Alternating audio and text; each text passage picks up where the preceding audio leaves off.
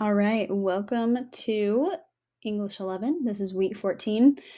This is our plan. This week is coming off of that surprise 3-day weekend that we got because we had a snow day, which was kind of funny because there wasn't really a lot of snow, but we had a snow day on Friday the 2nd, and so my B day, 5th and 7th period, I did not get to see you. So I will tell you in class what we're going to be doing about the slides from last week. This week is a 4-day week as well because we have grade day on Friday, so it should be BA. So Monday is a B day. We are going to continue on with our mini memoir unit. You'll have some time to read independently. And then the first thing we're going to do is we're going to look at lots of different mentor text. A mentor text is a text that you can look at to try to inspire, to try to write similarly to. It helps give you an idea, especially of the type of writing that I'm looking for. So the first one we're going to look at is a copy of the chapter Green Lights. This is from Matthew McConaughey's autobiography memoir. And it is going to be something that you will respond to in the slides. So you're going to tell me what are green lights, describe the green light metaphor that he talks about, and then maybe list some green lights that you've had in your life, or some that you want to have in the future. So we're going to be talking a lot about choices, and this being a quote from one of my favorite shows of all time, which is really nerdy, but Star Wars: The Clone Wars. Every choice you made has led you to this moment. You can't necessarily go back in time and fix the past or change the past, but you can decide what choices will lead you to the next moment based off what you do in the future. We'll take a break, and then we're going to talk about very quick review of typical characteristics that you see in memoirs, and you'll be having an opportunity to point these things out in the mentor text that you look at this week. So first off, with the point of view, it's always going to be first person, because memoirs are more likely than not written by the person about the person. The tone usually is going to be pretty honest, raw, and emotional. Depends on obviously what you're sharing, but memoirs give a really good snapshot into somebody's life, and so that means that it's going to be having those types of tones. There are tools that you can use in your memoir. There are so many, lots and lots of imagery, visual, tactile, olfactory, like things that would connect to the five senses, using metaphors and simile, listing. You can be very creative with how you communicate, and I hope that you do, especially looking at the mentor text we're going to look at this week. And then if you were to write like an actual memoir, usually that memoir will be in the form of a small book, so many pages, lots of chapters, but you can also write a memoir that's like one page or a couple paragraphs or even a poem. There's many different ways that you can go about it. So we're going to practice to kind of get us warmed up multiple days this week. We're going to do some flash writing, which just means very quick, not very formal, and just to get you going. So you are going to describe a memory from your childhood in 2 paragraphs. And in those 2 paragraphs, somewhere in those 2 total, you can always write more than that if you want, but 2 minimum. I need you to include all 5 senses in your paragraphs when you are describing the memory. So that will be sight, touch, taste, smell, and hearing. And you will write it right here. And then we're going to look at some mentor texts. I've linked quite a few on our Canvas page for the week 14 module. You're going to pick one text in class and you're going to read it.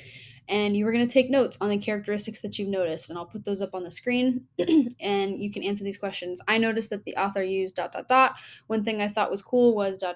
And one thing that kind of confused me was ... The second day this week, you'll have some more independent reading time, and then we're going to look at this very short mentor text.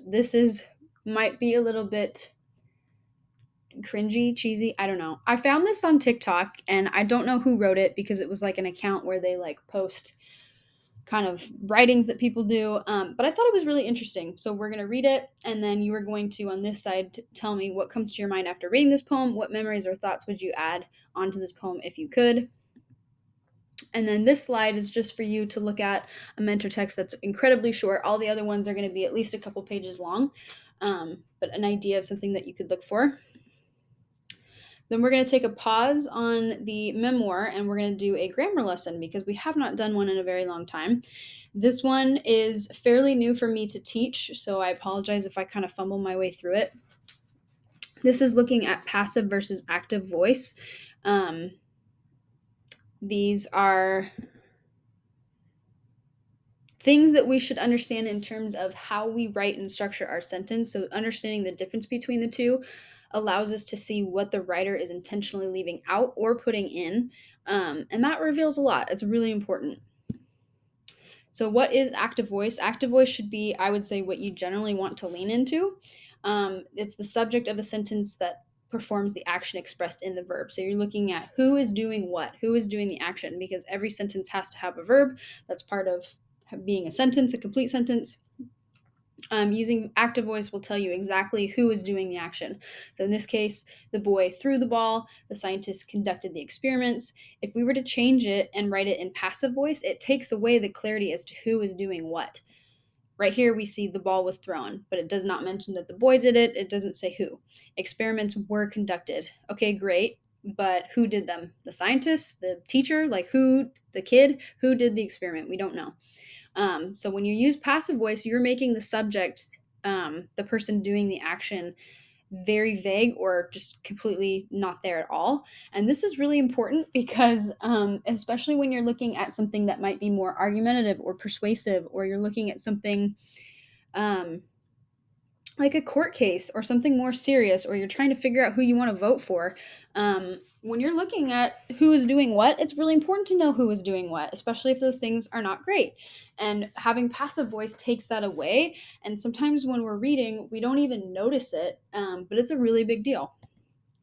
So when we're looking at how do you actually write the passive voice, it is the form of to be and the past participle together. So here's an example.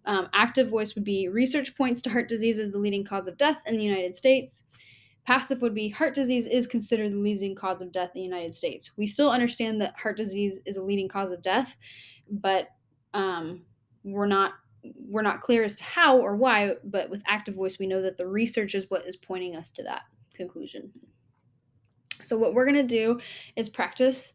And when I say practice, I mean practice. You are going to not worry about being perfect. You're just going to give it your best effort, because I know that whenever we do grammar, this is along the lines of linguistics, and linguistics is really tough. So, we're going to watch a clip from Ratatouille, and then we're going to rewrite some example sentences from active into passive to see if we really understand this concept. So, the link will be in the bottom part for you. It'll just be this scene, a couple minutes. So here's some more things to help you. I will have these on the screen if you're in class. Remy distracted the cyclist. This is active. This is saying Remy did something. Passive is the cyclist was distracted, but we don't know by who. Remy forced Linguini's eyes open. Linguini's eyes were forced open. We know what happened, but we don't know who did it. So again, here are the forms of to be. Here's the past participle, where you're adding ed or d to the end.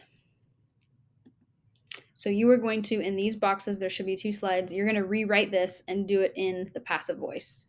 These 3 sentences and these 3. After that, we'll take a break, and then we're going to do some more flash writing to kind of get us going. You're going to pick one of the following questions and write at least 2 paragraphs. What is the biggest challenge you've ever faced? How did you overcome this obstacle? What is your life dream and how do you plan to achieve it? What are you most proud of and why? And what is a typical day in your life? And just do a very quick paragraph, or at least 2 paragraphs, just picking one of these questions. And you'll do it right here. And then you will have class time to start working on your memoir. I'm going to give you in class a piece of paper that'll help you kind of brainstorm and map stuff out and give you some more instructions on that. But that is our plan for week 14. So if you have any questions, please let me know.